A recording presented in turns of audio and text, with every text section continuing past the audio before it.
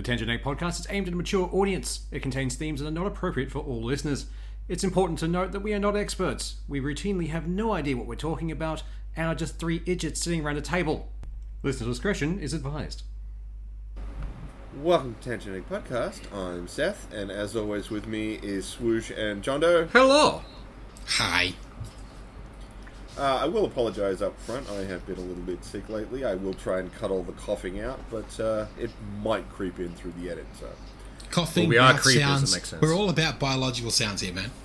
You'll hear, that's the weird thing, there's mouth sounds from John Doe, there's coughing from you, and there's, bone cracking from me every 5 seconds. See, I've gotten really good at getting rid of the bone cracking. The problem is, John Doe will be, really good in the edit for a little while, and then suddenly it'll just start being... It's like, where the fuck did this come from? I'll get all moist in the mucus bits. See, it's because you guys are stuck in, heat rooms of death. I get to have aircon. Yeah. Damn it, Swoosh. Yeah. Okay, so we're going to start off with the bad news, as we usually do. There's been more layoffs. Shock horror by Embracer. What were they Really for? didn't see that coming. They bought Embracer up... was the mega group that brought up all the studios and was going to go for a big deal with the Saudis. Oh, and then yeah. it fell through. Yeah. Fuck, that was fun. Several billion-dollar deal just died overnight. Yeah. Couldn't have So happened they've to a been nicer bunch of pricks. So, this is the problem though, because that deal fell through, they're trying to stop the hemorrhage on money, so they're just cutting down studios as they feel they need to. Yeah. I've basically been waiting for them to do a big IP sell-off to try and just make money back. No. But they just seem to be just letting stuff die. I mean, they just brought Free Radical back, and now they're killing it again. These I swear, these kind of companies, they won't get rid of IP until the very end. They'll get rid of people before they get rid of that. Absolutely. Yeah. Well, IP has the most value to them. Yeah, unfortunately. But on the plus side, normally when this happens, we do see a bit of an influx in new studios opening, which means we tend to get better A to AA games as they come up through the ranks and aren't yet corrupted by bullshittery, so we can still get decent stuff. As they leave the bullshit and start making their own little studios. Yeah. And we generally have about 10 to 15 years before they start pulling the bullshit, unless they're bought out by EA or someone bigger. Yeah, well, here's the hope we might actually get a fresh range of properly developed games. That would be fucking mint. I would love Yeah. that. It'd be fun. I mean, all you need is someone who doesn't hit the big red button when they're not supposed to, like the guy over at Ubisoft did. Oh, yeah! So, Fucking... someone hit the release button on the Beyond Good and Evil remaster, which, Ubisoft had not announced yet, wasn't ready to be seen yet. Yeah. Yeah, someone's been, that's not even, being fired. That's, someone's been taken out back and shot and buried somewhere. 100%. Oh, God, they would be pissed. It wasn't for, general retail release. It was in their Ubisoft Plus, or their subscription service thing. It just came up as a free-to-download playable. Well, free to download, but it wouldn't actually play. They got screenshots and shit of it, but... Yeah, apparently still got a fucking long way to go. Yeah, because it basically would have been a pre-alpha build, but somehow they've let that go into, the store. It's there should have been so many more checkpoints for this. This should not have been a one-button oops-a-daisy. Well, we don't know how it got out. I'm just phrasing it like a big red button. Yeah, I know, but, But even someone did. For it to have made it to that point, there had to have been a lapse somewhere where it's a pre-alpha build being anywhere near that, to me, is already an issue. That would have to be uploaded, go through a process, and then the button hit. Multiple people have fucked up here. There's no way around it. Well, the funny thing is, though, it went up, people found out about it, and Ubisoft tried to be... no, that didn't happen. That didn't exist. You don't know about that. I mean, at that point, just say, look, okay, that was a mistake, but yes, we are making the thing we kept Eventually, promising. they did. But They did cave and release on Twitter that, yes, they're doing it. I'm just happy that at least someone, somewhere, is working on something beyond good and evil. Yeah. Yes. I mean, we saw Like, years ago 100%. a trailer for it, and then nothing. It just disappeared. Beyond Good and Evil 2, the trailer for that looked fucking great years Yeah, ago. it looked amazing. And I then, mean, it looked good. It didn't look very Beyond Good and Evil. Yeah, No, I mean, it it looked had the very- same characters, and I'm pretty sure it was just a cinematic. But, you know, it's still fun. We wanted the thing. The hype was there.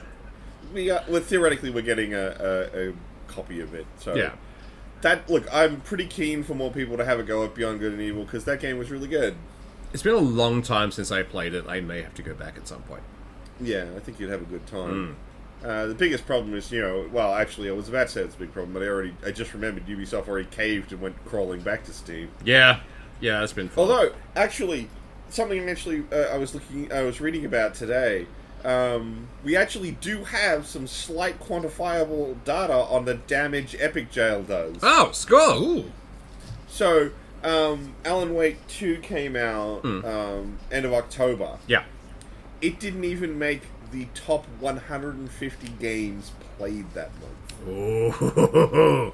wow. Maybe now they'll finally stop putting things in Epic Jail. It doesn't work. Like, at least that was developed by Epic, but it Yeah, gives you it a was. fucking... It does give you a hell of a view on it.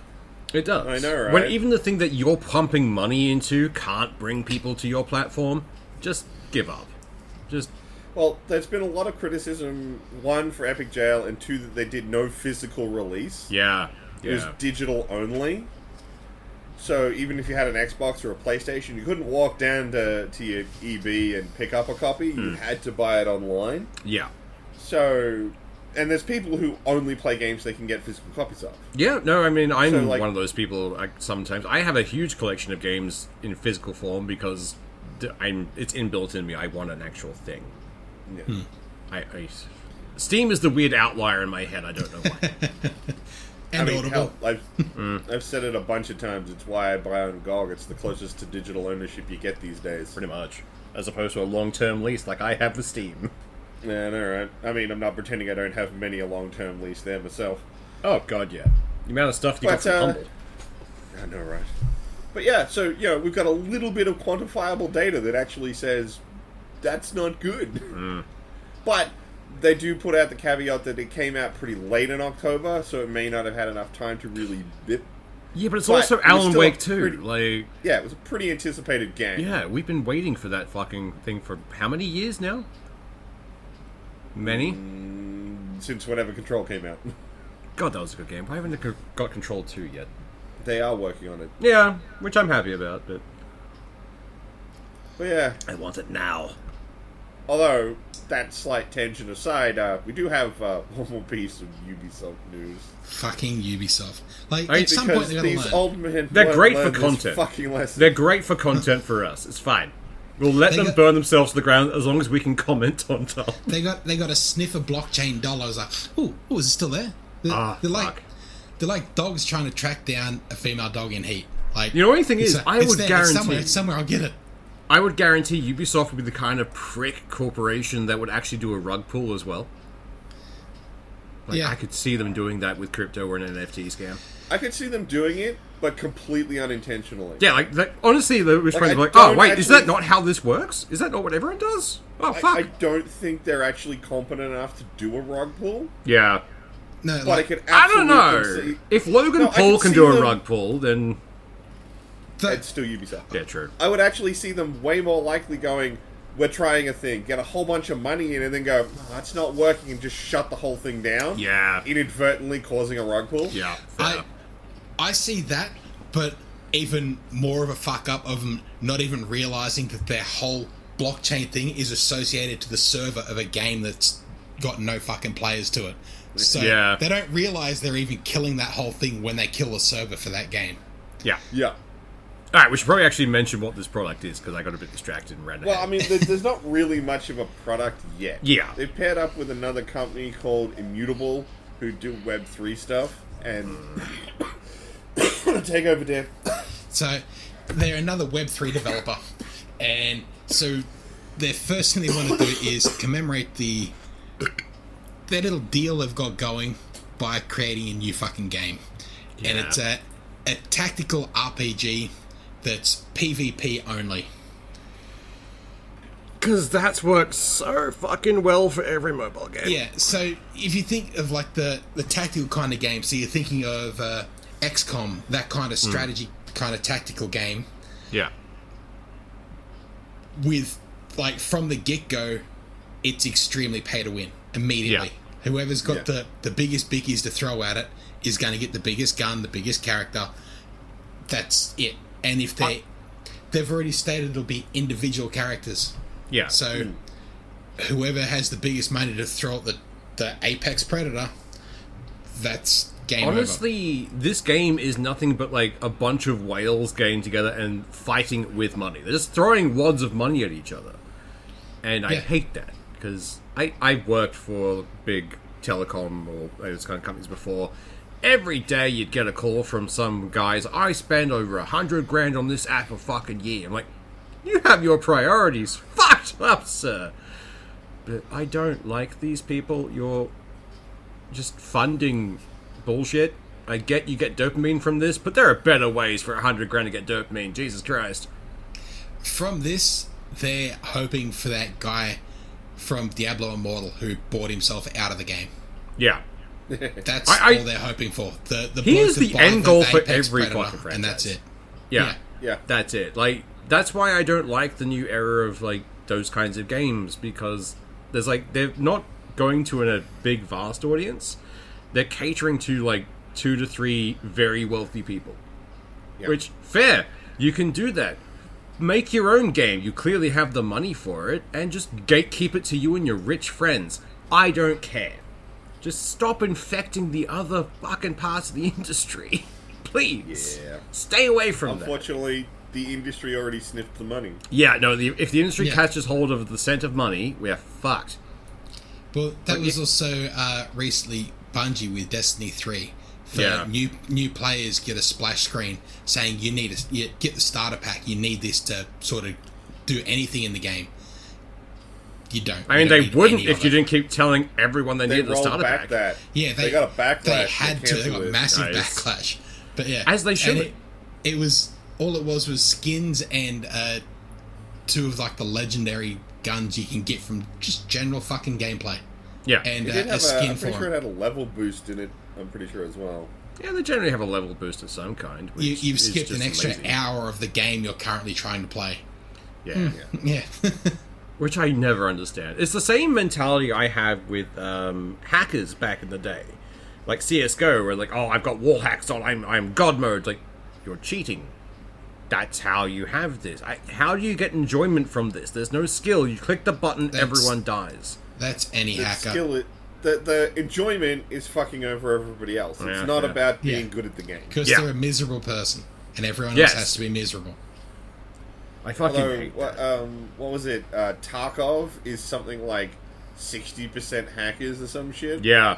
No, it's always... I do like the system where if you're found to be hacking, you're not banned from the game, you're just dumped into a server with other hackers. It's so much unnecessary work. You just ban people. I get that, but I do like the idea of dumping these fuckwits in a bin with a bunch of other fuckwits, and then watching them get angry at each other for hacking. It's like Hypocrites Anonymous. It's fucking amazing. The thing is, though, it doesn't last very long. No, it doesn't, because most people who hack understand that they're hacking and they need to smurf anyway. Yeah, it's the same with, like, Overwatch used to try and get rid of them for a while, and then it became a free game. It's like, okay, I'm just going to smurf another account, bye. Like, I did watch a thing that was talking about how WoW developers used to get rid of bots. Yeah. And one of their favorite things to do is they'd identify bots, but they wouldn't stop them. They'd watch them. Yeah. And they'd figure out what they were doing. And they'd figure out the loop they were doing. And then they'd put a rock in the way. And then anything that got caught on the rock got banned. That's amazing. I love that. That's a smart way of doing shit. Because it was easier to be like, oh, a normal player hits that rock, they'll move around it. Yeah.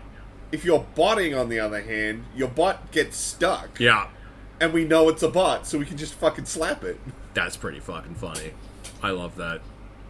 That's smart engineering. That's a lazy fucking developer going, I don't want to have to do... Rock there. Fine. Like, but it just let them harvest names. Yeah. So that when they did their ban, they weren't like banning one account, then one account, then one account, because that had just flagged all the other botters that there's a problem here. yeah. It was so much easier to just, like, accumulate the names because of The Rock. Cool. We're up to, like, I don't know, 1,000 accounts. Ban them all. Yeah. Yeah. Pretty much. And why you get like the odd ban wave every 6 months or 9 months, whatever it is. So it's harder to figure out exactly how they got caught instead of it happening every fucking week. Like, that's pretty fucking interesting. Yeah. It's a smarter way of doing things. Like, very clever. Well, I'll give them credit. Like, most developers are pretty good at that kind of shit because it affects their bottom line. Yeah. Like, it's affecting player base and money incoming, so a lot of them do tend to crack down on that. Which, fair. But pretty much so. Actually, we strayed very far from that topic. I was on a different topic altogether. Yay!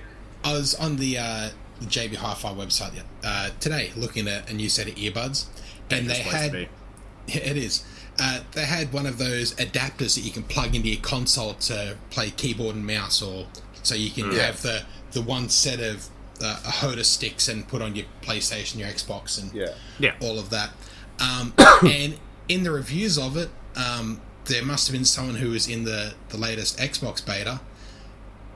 In that, if you're not using an authorized controller, it bricks the controller. It no longer works. Oh no! I don't think that's gonna fly. It bricked this device. No, I'm not saying it didn't brick it, but it's like, no way that's gonna roll out of a beta. Well, because like you can't just brick people's personal shit. It's to because any controller that's meant to be used on an Xbox is meant to be Xbox authorized. And Xbox isn't authorizing devices like this. It's to say that what the controller you've got isn't officially branded. It's a pirated piece of hardware. Yeah. So no, I get that. That's why they want to do it. But one of the reviews of it is this thing, I used it and now it won't work, and anything I plug into it doesn't work, and why can't I use it? I can understand blocking access to the machine. Oh, sorry. Are you talking about the little dongle or the HOTAS? The dongle.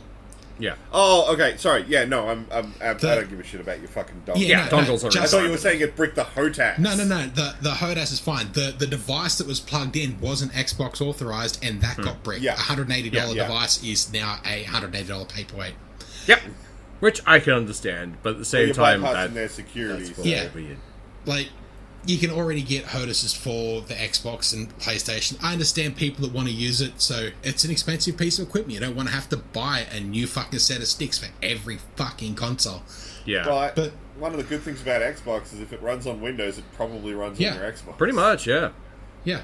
But it's apparently the thing they're currently trialing is to stop these input devices because they're not authorized by Xbox. You only plug them into a PC to put the software onto it to give you these extra hacks. So the only time they run is through the console. So they have to be authorized to run on that console. And they're apparently looking at bricking them, which is just fucking funny. There was also an issue a while ago now, which was console players were getting very up in arms because a bunch of people had those adapters to let them use mouse and keyboard when playing, like, multiplayer FPS games.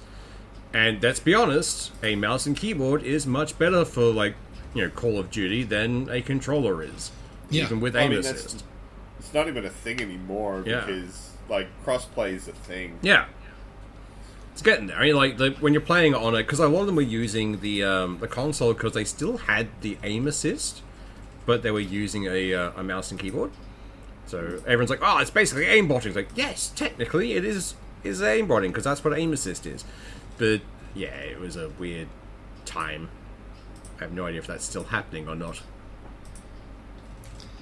Hilarious. Trying to find the actual device.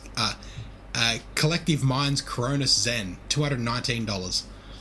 God, gaming shit has the weirdest fucking names. Yeah. It's the Cronus Zen. Like, you can guarantee some muppet in marketing is like, this is put a bunch of buzzwords together and see what happens. And the logo on is like a little alien head. It's like, okay. It's always a little fucking alien head. Like, ever since Alienware, it's like, yes, we want good stuff, we'll put an alien head on it. Alienware's been shit for years, ever since they were bought up by Dell. Yeah. I mean, they were overly expensive even when they were original, but like, at least there was some quality there. Yeah. Once Dell got their hooks in, it was like, we bought you for branding, not because you. We bought you for the alien head. That's why we bought you. Oh God, fucking stupid.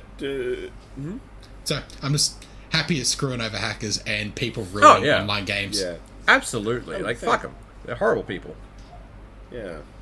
Do we want to actually bring attention to Disney's thing that's not got any attention? Yes, I would like to talk about this because the thing Disney's trying to sweep under a rug. Sure. I don't think they're trying to sweep it under a rug. I think they'd much rather people actually watch it. Yeah. But they didn't bother to tell anyone about it. Yeah. I didn't know this even came out until Swoosh brought it up today. I didn't know about it until I stumbled across a one of the YouTube creators I watched it and found it fucking horrible. I'm like, wait, that's out? That's a thing? Googled it, and yes, apparently it is. So it's Disney's new animated movie called Wish. And, like, the thing just looks painfully generic. Like, it feels like, you know those, the off-brand rip-offs from, like, you know, random countries? Like, Transformers had Transmorphers and that kind of shit? No. It's not that bad. It's Disney sequels bad. Oh, yeah, like Lion King 3 see bad. Kind of what it's supposed to be, or what it might be trying to rip off. Yeah. Like, when I first saw this, I thought, is this supposed to be like some follow-on to Encanto or something? But looking at it, no budget. Just looking at the trailer of it, you can almost cookie cutter like Moana out of this thing. Yeah, it is. Well, just that's probably a good. There's a good reason for that. It's made by the guys who did Frozen, The Lion King, and Moana. Yeah. Well, it's a slightly clumsy, relatable primary female character with a cute little animal critter who doesn't say much, who gets up to goofy shenanigans, and then they have to go off and defy their all-powerful angry father who controls everything in their life. Like, it's very bland and generic. Like this feels like they phoned it in for this. Like, we need to put out a movie because they expect us to put out a movie. So just give them some cookie cutter shit; they'll love it. Kids like animation, and by God, has it backfired on? Because we knew that they didn't like this to start with. Because I have seen no advertising for Wish.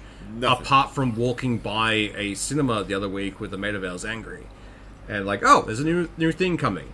But there was no date on that poster. Like, nothing at all. So it's like, oh, okay, that'll be like next year sometime. But nope, released. It was just shit. Their entire marketing thing was a Disney exec going, I wish people would watch this movie. Yes! But the storyline in it is apparently horrible. It's like, you know, generic thing of, oh, there's a wonderful utopia where this guy keeps everyone's wishes so he can grant the ones that are good. But surprise, surprise, he only grants the wishes that don't threaten his rule. And then somehow some other chick gets a wish thing. And then, of course, the ending is, everything has gone wrong. I'ma wish it's better. And of course it's better. Like, it's Deus Ex Machina, the movie, and I hate that so much. But, I mean, at least, like, the previous movies Disney put out, although, you know, they put it out under the Pixar label, not their own label, Elementals, at least that was visually interesting. I did enjoy the visuals of that one. I didn't quite like the movie much, but it wasn't bad. It was pretty bland. It was. But, like, in that sort of, like, inoffensive bland where like, you can just kind of watch it. And if there's something else about the movie you like I said, the visuals are really good. Yeah. I like the flame people, they were pretty dope. The water guy was a bit meh. But Wish feels the offensively. air people were cool. Like, but, Wish feels Wish offensively bland. Like, it's just that we tried to be as bland as possible so no one can be angry at us. And surprise, surprise, we're angry because you were bland. Yeah, at least when you do something, you show some passion or interest. Yeah. But like, this is just like, how little could we give This is the color gray in a movie form, essentially. So a lot of the previous animations that have actually done well because they've pushed some form of technical boundary. Yeah. Like, they've had some change in it. Like Frozen, they developed ice, like new ways realistic of showing effects, ice and snows in animation. Monsters Inc. had all the hair and everything in it. Like the original Pixar stuff, each movie had to push the boundary of the technology. We had Sully's hair being the first one that ever had full body hair. Water effects from The Incredibles were fucking amazing. Like, So this, looking at it, does nothing. Yeah. Well, that's the thing, though. You got to remember that that's all Pixar. Yeah. Yeah. This is Disney, not Pixar. So, But then, even then, I simply just look back and go, guys, come on. You made the seminal animated movies of my childhood. Yeah. That still hold up. Oh, yeah. They're amazing. And hell, I don't care how much people bitch about their, like, reuse of animation. They have some amazing films. oh, fucking oath. Absolutely. And I will admit, not all of them are for me, but, you know, I'm a generic white dude. Yeah. I'm not going to be rewatching Snow White. Yeah. No. But, you know, The Lion King is still an amazing movie, I mean- and their Robin Hood movie is beautiful. Yes. Oh, I several still go times a back and year, watch I still that. watch that. I love Yeah. it so much. It's a great fucking movie. I always see it come up every now and then in memes. Yeah. Because it'll be like, you know, that time Disney had a snake that was so angry he crossed his arms. Yeah. Yes. That's just absolute gold. No. My favorite thing is the fact that that movie didn't just spawn like, a bunch of memes. It spawned a hit song, which was the hamster dance. Because that is just the opening song from that Robin Hood movie sped up. That's all it is. It's the song the rooster sings at the start. It's amazing. I'm gonna have to Also, look that up after this. oh, I've looked up a few times. I did an assessment on it back at uni. But also, that opening was literally just walk cycles and Disney flexing on other animation studios, going, Yeah. hey, look at our walk cycles. Fuck the rest of you. It was Disney, right? I'm not mixing that up with like John Bluth No, or no, something. that was Yeah, Disney. no, it was definitely Disney. Yeah, okay. Don Bluth only draws two people, like twinks and fat guys. There's no in between. I don't know. I mean, the entire American Tale. Yeah, no, that's the thing. Like, you look at the father. That's the father mouse is the male patriarch character in every Don Bluth movie. And I fucking Alright, love it. fair, It's fair, fucking fair. hilarious. Damn it! I was just like, what can I throw out there that it would be? And I was like, The Land Before Time. Wait a minute.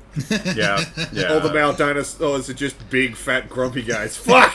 Don Bluth does good, but also Land Before Time has scarred our entire generation. Let's be Oh, yeah. honest. Oh, yeah. Like, fucking hell, That first opening movie. scene? Jesus. There's about 15 of the fucking things now. I've That- only you seen Fucking, 3 of them. like, all the current generation's like, Up scarred me for its depressing opening. Bitch, I watched a Brachiosaurus' mom die In front and of give him. one leaf that he's going to carry through this movie. Yeah, yeah. So, by the end of The Land Before Time, gotta admit, we are all still hoping for a giant rock from the fucking sky just to wipe everything fuck the yeah. fuck out. Absolutely. Like, even his Wipe the worst slate movies. clean and try again. Yeah, even Don Bluth's like worst movies, because let's be honest, some of his ones weren't exactly crackers, but they still found a way to tug at your heartstrings. Like Yeah. one of his movies was A Troll in Central Park. Is a very strange and odd movie.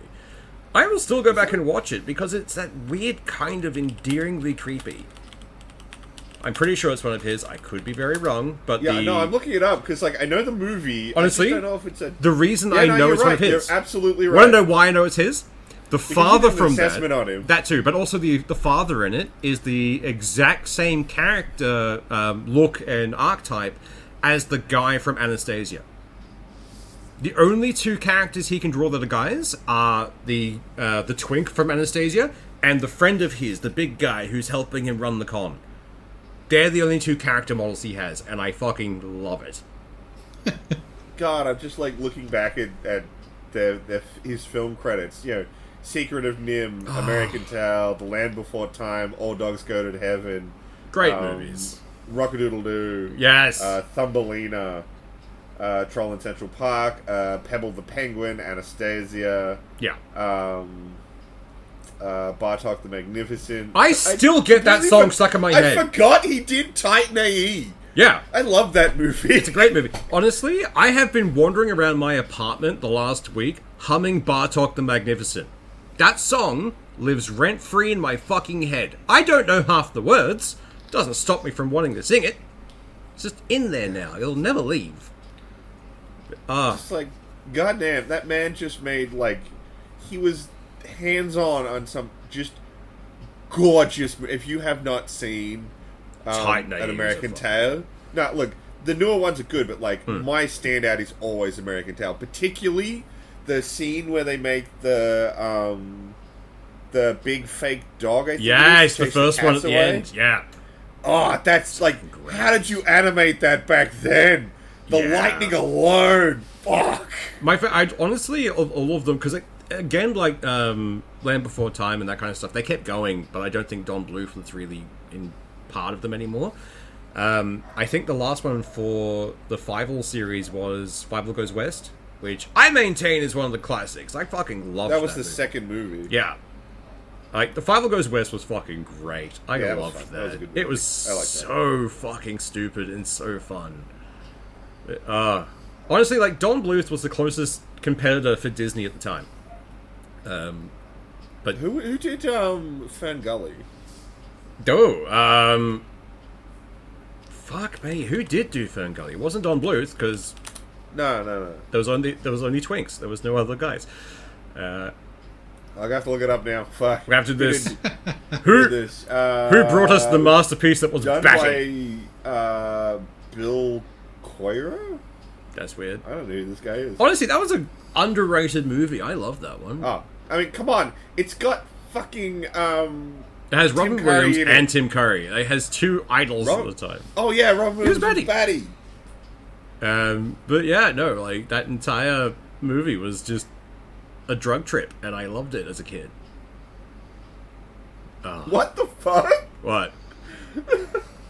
Okay. Did so you find the guy fact who we're getting a live action one at some point, sir? No. I was looking through like what the dude who did Fern Gully, and like there's some stuff that makes sense. You know, he did the Animal Olympics, Jetsons and stuff like that.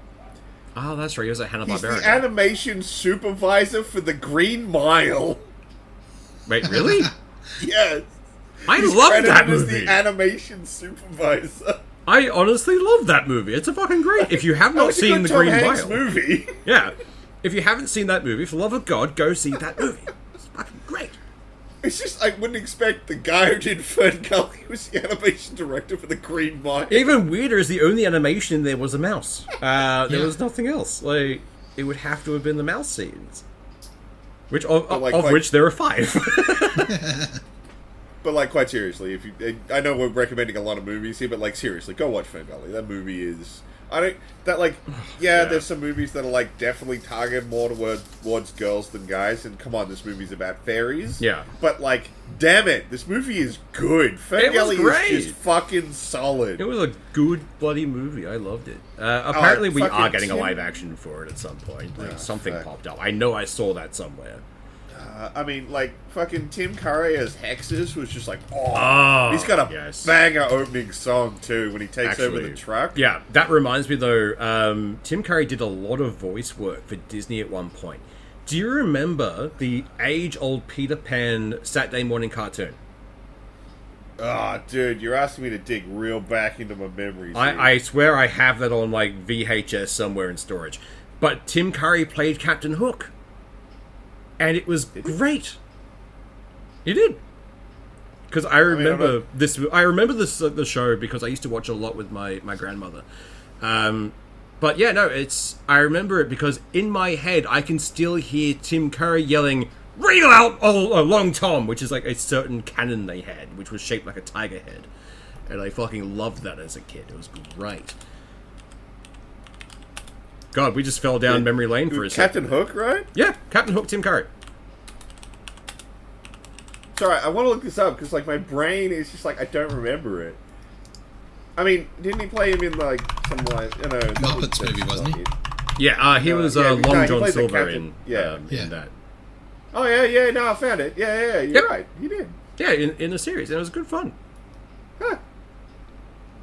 Yeah, no, like that show is odd, man. Come on, bro. I gotta dig into some kind of obscure shit. Oh, that like was back in the days when we still had Saturday morning cartoons.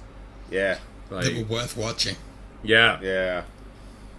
God help them now. Anyway, Poor so children. Disney's done fucked up. They haven't done anything good in a Yeah. while. Back on Oh track. yeah, I was gonna say we'll complain about the fact they haven't done anything good in a while and fell back down the nostalgia hole. Like, god damn it. Because you got to look a long way back to find what they have done well. Yes. Like, even looking Yeah. outside the nostalgia glasses at this point, like, their new stuff, it makes me sad.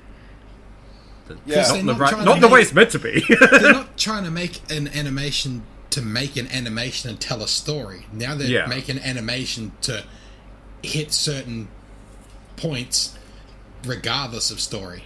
Yeah, I mean, like, Disney gets... Because one of the reasons I don't like Disney at the moment is how lawsuit heavy they get. It's like, you can't touch our intellectual property. It's like, bitch, you stole all your intellectual property from the Grimm brothers. Like, the Brothers Grimm, all of their shit, you've just taken and made nicer. That's it. Cinderella, Snow White, all that stuff. Yeah. That's just public domain stories from back in Europe. Yeah. So, all of their good stuff, and it's all the original stuff they've been trying to make now where they haven't been able to fucking steal it off somewhere else, that's sort of gone to shit. Yeah. Now that they have to be creative again. They've mostly just been limping along on whatever Pixar's doing next. Yeah. Pixar, like, they bought Pixar to keep going. Pixar and sequels. Yeah. Yeah. Like, which is kind of annoying. The sequels Disney's done have never been good. Like, No. I think we all remember going to the video store at one time, back when those were a thing. Yeah. The straight-to-DVD sequels to Disney movies. Yeah. And being like, oh, maybe check that out, and realizing these are always garbage. Did you remember, like, there was apparently a Mulan 2.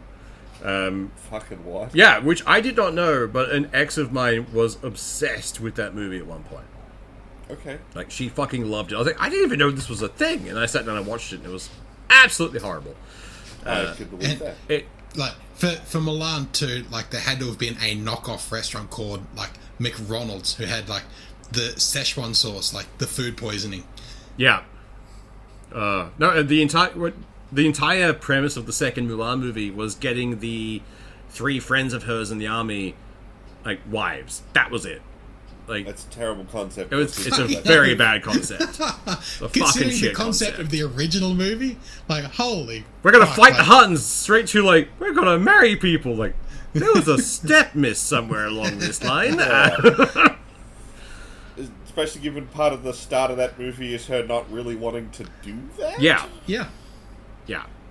And then they made the live-action one, which was just sad and didn't have Mushu at all. No one liked that movie. No one liked that movie. It was bad. I mean, the live-action movies are just... They're just IP holds. They're not... Yeah. They're nothing about... Yeah. Like, doing anything. Things like they're trying to rake money in, and that's it. Yeah. They pumped money into them and, like, got a whole big-name voice actors and that kind of stuff. And they haven't made their money back. Like, The Lion King, I don't think made its money back. I think the only one that actually did well was the Beauty and the Beast one? Yeah. That's because it kind of did lend itself to live action. Yeah. It did, but they also stuck to the story really well and kept characters that fit the fucking story.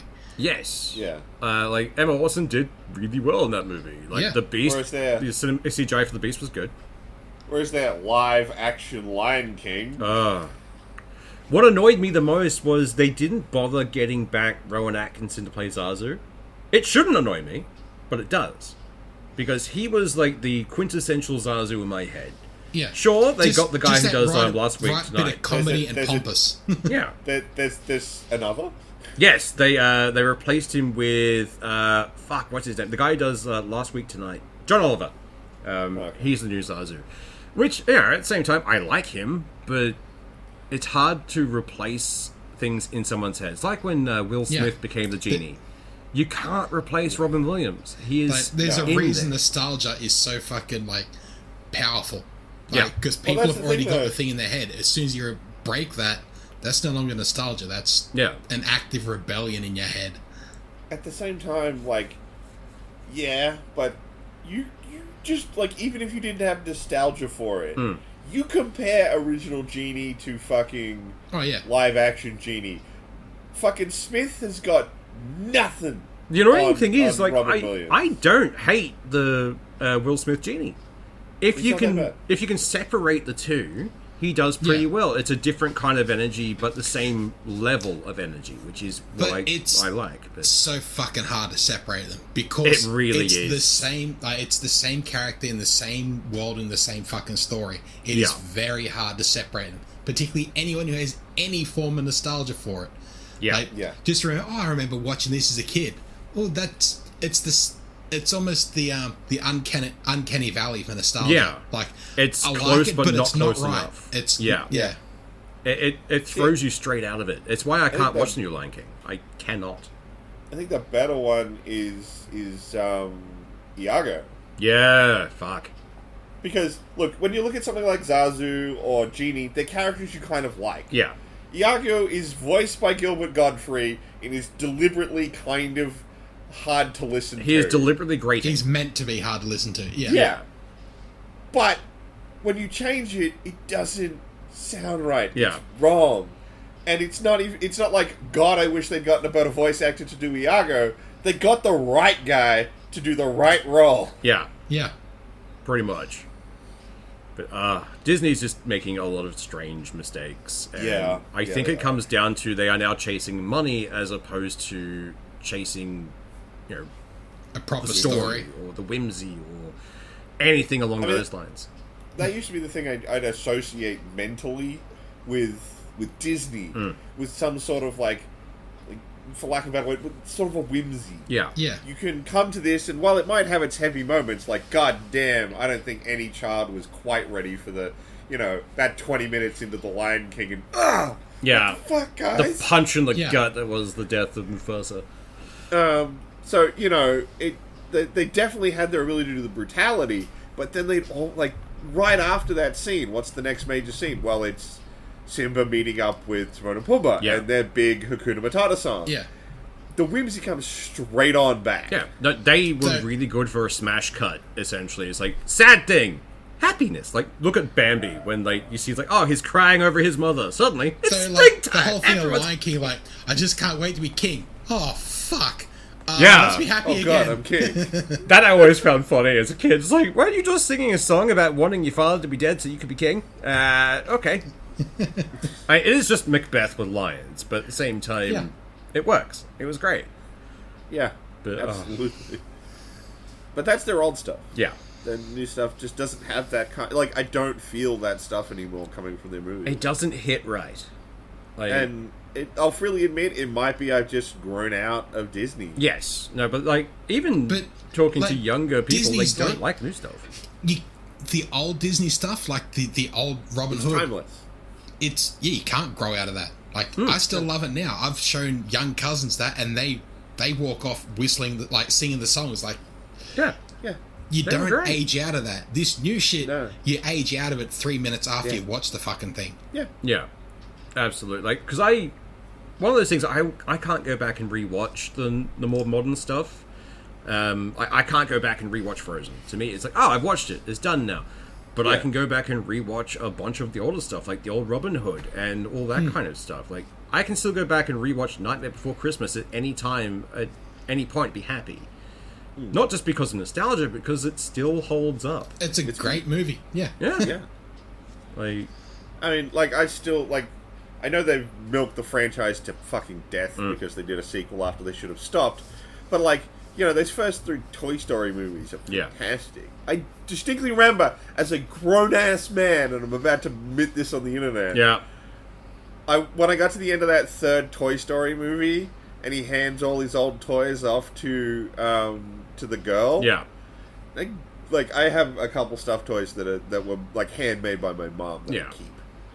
I went and hugged my stuffed toys, man. Yeah. I was tearing up like a right in the feels, and maybe just remember how important toys can be. Honestly, there was a shift at some point in Disney where it stopped being, we're going to punch you right in the feelings, and became very cookie cutter. It became, we're going to punch you right in the wallet. Yeah. But at the same time, a couple of the movies had some decent crossover. Like, I still remember Tangled not being bad. It was okay. Yeah, it was a good movie. It was pretty fun. And it still had the punch in the gut every so often. They could still tug at your heartstrings. Tangled was probably the latest one that I can remember that started the goofy animal sidekick for Disney. Yeah, definitely. And since then, they've had to try and force that in. And unfortunately, they absolutely nailed it twice in one movie. Yeah. Because they had the little chameleon, and then they had the horse. Yeah. They did fucking gangbusters. But it's like how we got Minions, essentially. Well, they tried to replicate that same dynamic in Frozen. Yeah. With the Olaf. Yeah, Olaf and the reindeer moose fucking thing, whatever it is. Yeah. But, I don't know. To me, they haven't really captured that magic anywhere else. No. It's the problem is, to me, is they're trying to capture that magic again. They're trying to get the lightning back in the bottle. And it's like, no. do something different now. You've done that. That's a That new was lightning. great. You know, go for new lightning. You can't just sit there with a lightning pole in the same spot and expect it to come back. Like, we need something different. Yeah. Which is what the MCU is currently learning, because they are not making money. Like, No, they're not. at all. The only thing that's made money for them recently is Guardians 3, because that entire franchise is built on strangeness. At the same time, it was back to the original Disney format of, hey, look at all this whimsy, gut punch, back to the whimsy. Yeah. They go back to that original formula Holy of giving... shit. It's like watching a David Attenborough documentary. Like, this is a crab. You love this crab. Like, I do love this crab. Like, the crab is now in mortal danger. Like, God, why would you do this? Save it, don't film it. Yeah.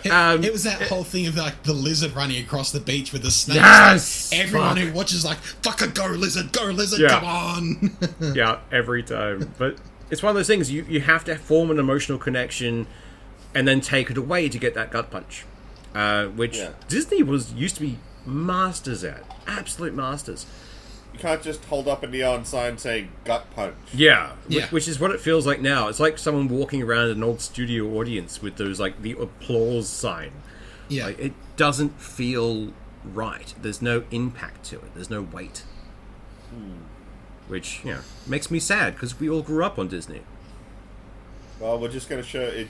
If we ever have kids or want to entertain nieces and nephews, we'll just have to show them the old stuff. God help the world if any of us procreate, let's be honest. Like, fuck. The Disney company died in the year 2000. Anything after that is not Disney. Before that. Honestly, though, you get to that point, it's like watching Full Metal Alchemist again. Like, you go back to a certain point when things happen with Hughes, and then you progress to Brotherhood and watch from there. But same thing happens with Disney. You hit 2000s, you switch to Miyazaki and go and watch some Ghibli stuff. Yes. You'll be good. Yeah. And then you stop at Grave of the Fireflies. You just don't go there. Never go there. Isn't that that's not Ghibli, is it? No, that's Ghibli. That was I Ghibli can being never sad remember and wanting everyone to be sad with him. That movie is depressing. Yeah. Beautifully animated. Beautifully animated. Gorgeous. Absolutely Depressing. gorgeous. But if you like brightness and happy things, don't watch this movie. I Ever. will say this on the internet, the fact that I went and studied animation, and the reason I made the decision to go and study animation was I watched Nausicaa and the Valley of the Wind. And I loved that movie. And at which point, like, that was the time, like, because I had to make that decision of, do I go and do a sign writing apprenticeship, or do I go off and do animation, the stuff I wanted to do? And I watched that movie, like, nah, I'm in for animation, we'll do that. That's fair. That's very fair. Like, great movies. Yeah. Amazing. Great decision. Yeah! I met these the Muppets. reason we met, Swoosh. Yeah. I met you Muppets, and then you were stuck with me forever. You can't The rest escape. is history. I'm like a tumor. I attach myself, and you can't get rid of me. Oh. Now that was a fucking tangent. anyway. Like, that was We're going a... down this fucking nostalgia train of TV shows and stuff. Hey, John Doe, you just started watching Dimension 20. Yeah. I did. I'd seen shorts of it, and I'd seen bits of it on YouTube and here and there, but I was finally able to actually watch a whole season of it. And It's so much fun. I started with Crown of Candy because I'd been recommended it, and I'd seen bits of it here and there. It's like, how the fuck can lollies be endearing? And holy fuck! In their defense, Lou was in that campaign, therefore everything's going to be impactful and sad. But Merv has Sprinkle. And Yeah. how much do you love Sprinkle? Sprinkle's pretty good. Um, Although I still maintain, was it the guy who played the bishop? The what? The bishop, the rabbit. Oh, Yeah. Zach Oyama. Yeah, Zach. Like, the single greatest point of role playing was that interrogation. Yeah. So It's the most good. metal mic drop, which we're not going to do here because we cannot give it the gravitas it Yeah, deserves. no, But you can have look to up watch animated versions of it just to get that little piece. Yeah. You look up Dimension 20 animated. it. Yeah. And You can get that little bit animated. It's so fucking good. it's Yeah. so impactful. Holy shit. Like it's almost intimidating D&D. Like, I've played a bit. I've never gotten this far, like, into a game and, like, holy shit. I'd sit at that table going, I don't know what the fuck to do here. Shit. I've run games, and Brennan is one of my absolute favorite DMs. I look up to him so much from him. Same. I have learnt so much from him. It's fucking amazing. Anytime I do car chases, I use the mechanics he used in the first season. Tiny Heist, or the from what is it? Fantasy High. Fantasy High. Yeah, that's fair. I use the maintain, speed up, or slow down rules. Yeah, and it works. It works so well. Like their really homebrew stuff is great. Even better when he's a player. To watch an experienced DM cut loose as a player is absolutely amazing. For the love of God, watch Of Fae and Flowers, which is one of the other Dimension 20. A Court of Fae and Flowers? Yeah, Court of Fae and Flowers. That might be my next one then.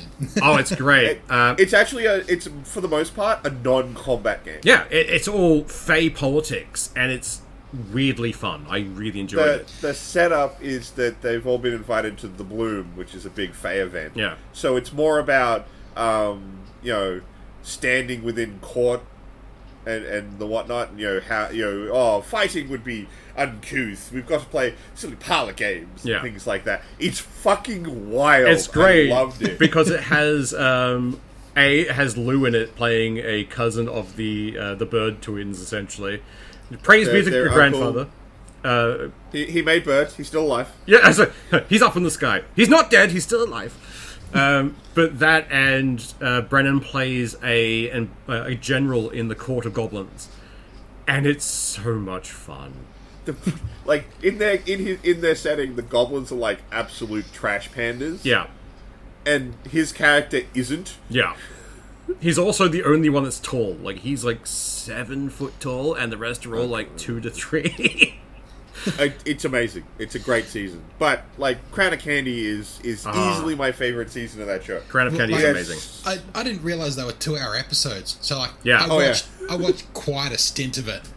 And, I'm thinking, holy fuck, I must be a fair way through this season. All of this shit's happening. Things are coming to a head. Oh, my God. I'm 4 episodes in. 14. What the fuck? A lot of them are also on, I think, Spotify and other podcasty stuff, because you can't just listen to it. Honestly, I will load up Dropout and I'll just sit there and listen to random campaigns, just because you can tune back in when it starts getting interesting. It's yes, do the thing. But at the same time, I tend to do that, and then I realize I'm just watching. Yeah. Yes. You catch yourself. You're like, oh no, I'm watching a thing. One of the most recent seasons, Mentopolis, it's just puns. It's an entire D&D game excuse to make puns. And it has John Green in it. Playing one of the greatest characters I've ever seen, his intimidation tactic is fucking amazing. Fun fact, that's an intimidation roll. Let's do the thing. One was do you know that there is one dick for every snake? But half the snake population is female. Yeah. That means every male snake has 2 dicks. Yeah.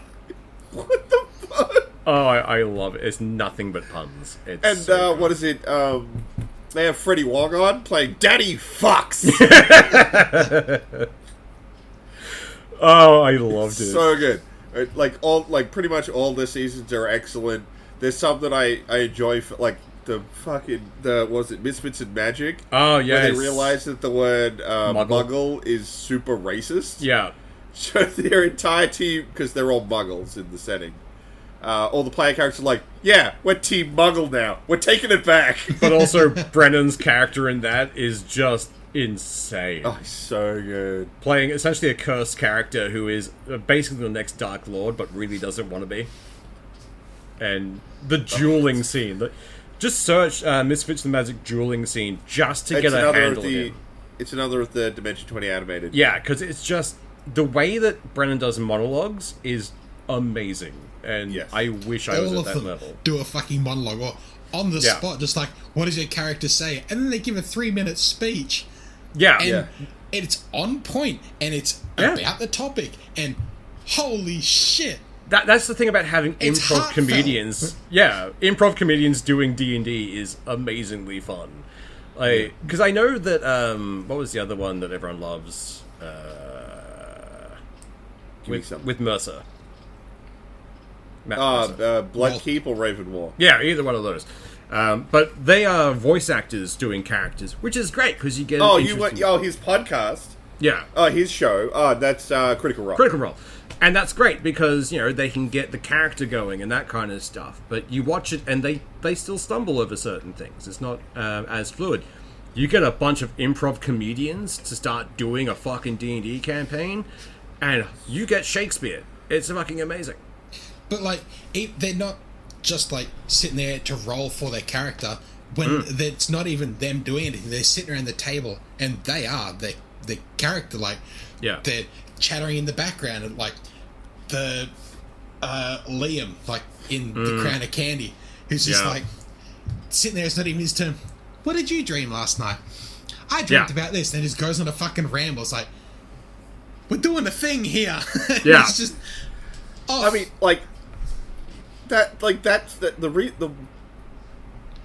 I'm not sure where you're up to, because I know you haven't finished Crown of Candy yet. No. Have you found out what the deal with the slice of cake is yet? The slice of cake.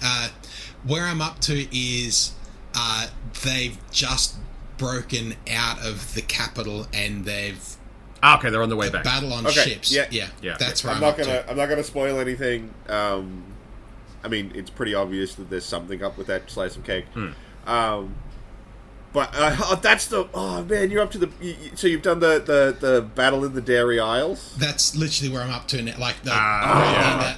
It's got one of my favorite moments for Murph in it. Yeah, fucking Murph has a good scene in that one.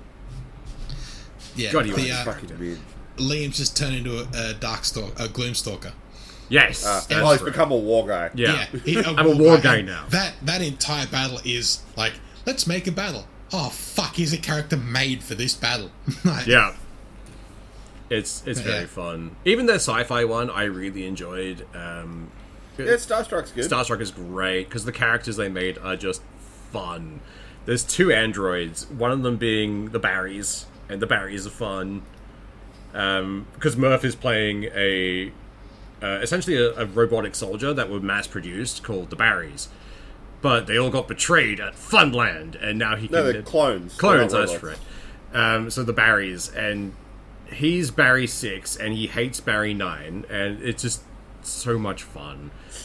What was it? They got betrayed at... their version of... something's Antanimal Funland. Yeah, it's basically like a theme park, which is all fun for everyone, but he hates it because that's where he and the other Barrys got massacred. The first episode of that one on YouTube. And then fuck, I'd love to see more. Okay, no, I can't. Okay. I mean, their ship is a giant hot dog. It's fucking hilarious. I love it. I don't know who their set makers are for the minis and shit, but holy fuck, they do a good job. All in-house, but they teamed up with, what was the... Tailspire. Yeah, Tailspire. And their in-house team just built entire things out of Tailspire. Their art department, so good. Yeah, because they ended up having to switch because of COVID to a more digital format, so they didn't have the access to the minis. Yeah. And then they used Tailspire, and now they usually use Tailspire for things that require combat. But they have all custom 3D assets for the game, so it's still not generic. They do custom. They basically model their own stuff, and I think some of it's been released. It means that they can't do the thing I think is the most hilarious and my favorite thing that they've done that's not in a game. At the end of most of the games, when they didn't need the figures anymore, or they knew they were going to make new ones, they would auction them off for charity. Which is great. They auctioned off the model for Sprinkle. Yeah. It made a lot of money, too. too. Figure, you got a tiny little Sprinkle on a base if you bought it. And it made some decent money for charity. Yeah, it did. It was one of the most valuable figures that sale. Was people trying to buy Sprinkle. Honestly... Dropout is one of my favorite things to have actually got the thing for. Everything else, all of the Disney Plus and all that kind of stuff, I ignore. I don't use anymore. Yeah. But I am not getting rid of Dropout just because. Hell, Game Changer is amazing. Game Changer is great. Make Some Noise is the spin-off that came from it. It's great. Honestly, it's just a patron that is not a patron. That's how it works. You pay things like $8 Australian. I don't know, I buy it as a yearly pass every time. Same, because it's cheaper. But you get access to all of Dimension 20, you get access to all of their other shows, and there's always something in there that's fun. So Yeah. But It's amazing. all I know is it's brilliant. probably like 80% of the YouTube shorts that come up on my YouTube thing. yeah. It's Well, just now all you'll that finally stuff. get to watch what they are. Which I've really wanted to, but yeah. And also, I maintain we are not sponsored by Dropout, but by God would we. Oh, dude. You know how much I'd lose it if we were like, and sponsored by Dropout. I would squeal like a little girl. I'd be so happy. God damn. Notice me, Brennan Senpai! Look, man. If I got to be on like one show, I would probably actually have a hard time picking. Yeah. Because all of their shows are fantastic. It's probably end up being Dimension 20, but I also be like, man, can I just be like on Game Changer or something where I only embarrass myself for 30 minutes? Yeah, you're fine. Can I just sit in the background? Because there's no way in fuck I want to stand up there and compete in that. Oh, I would die of embarrassment, but I'd have fun doing it. But character does. We would He's have gonna to be fuck us semi-drunk. No, if the three of us were on there, we'd have to be somewhat tanked the entire time, I think. Like, we've got 3 drunk Australians with us. What are they playing? Bunch of dwarves. Oh, God, it'd be perfect. Just dwarven triplets. Who's being thrown today? All of us. What are you? 3 dwarves in a trench coat? Shut up. 3 kobolds in a trench coat would be fun, actually. Oh, God damn. Alright, well, we're out past an hour. So I think we're done for this week. Hey, now we're just going to go watch Dimension 20. One thing quickly, like 3 Australian dwarves in a trench coat. It'd have to be Vegemite, Rumbo, and cunts. Yeah. Oh, hell yeah. Done. Yeah. That's done. I'll make it an NPC in my next game. Actually, my most recent game with a bunch of newbies, I have started, instead of using, like, Scottish or anything for dwarves, I start using it as Australian, because they're from the Underdark, and they're down under. It makes more sense. Yes. I love it. Anyway, that's us. Y'all have a good one. Bye! See ya.